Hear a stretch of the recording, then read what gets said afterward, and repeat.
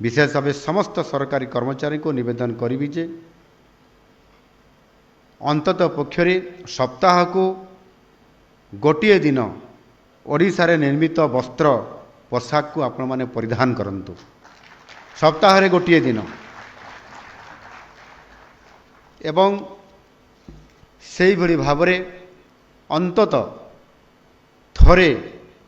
निज जीवन काल भितर थरे ओडिशार बुणाकार मानक द्वारा प्रस्तुत करा जाउथबा जो वस्त्र ताकू आपण